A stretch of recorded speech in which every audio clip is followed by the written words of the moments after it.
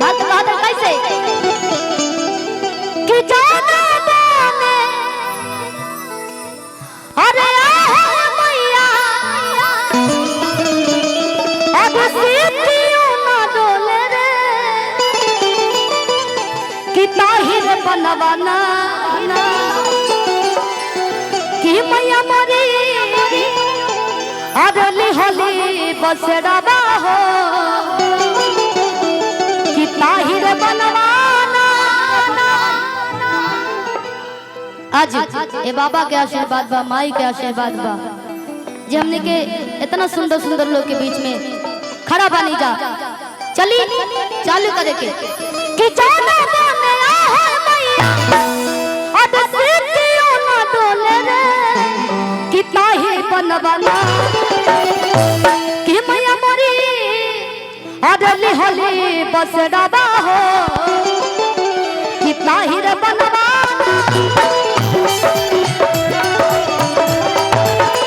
कि मैया मोरी अरली होली बसड़वा हो ताहिर बनवाना।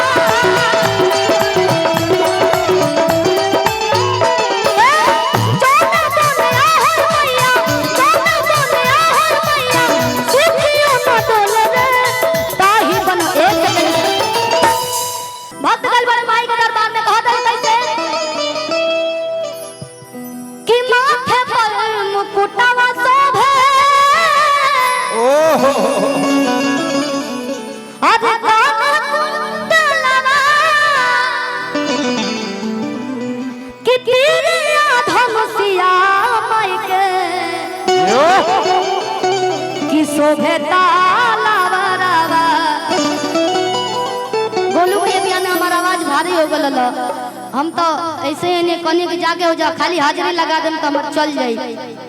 कहे बा कि माथे पर मुकुटवा शोभे कुंडलवा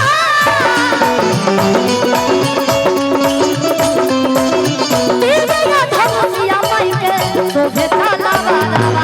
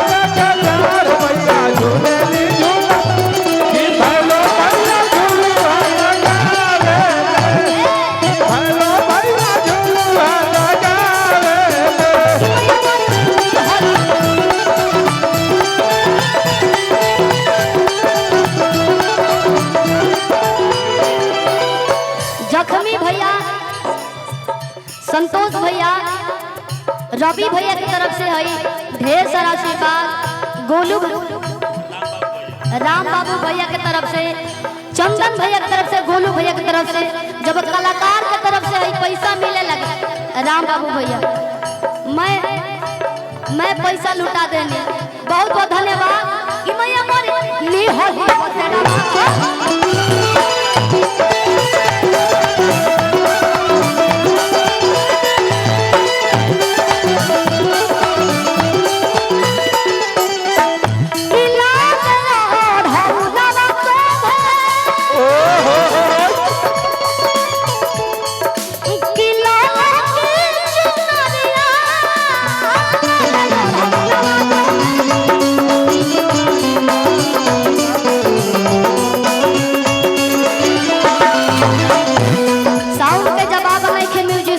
जवाब नहीं थे और सही लह रहे नहीं सबे कि लाल रंग मुहावर में लगली चूनो मुनिया भाई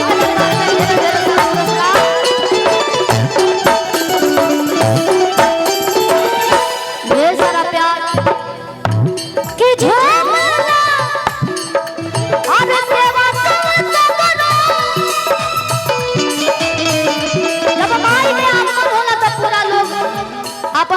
छोड़ के माई के भक्ति में लग जाला। आप लोग उठल बैठल कम कर दी चाचा लोग, बुझाता कि प्रोग्राम ढेर देरी से होता ना तो लोग पैरों सीधा करे जाता रे। हाँ हाँ कुछ लोग फ्रेश हो बात ना, आप लोग जाए लोग कुछ खा पी लो, मेला भी लागल बा। झोंका ना से बता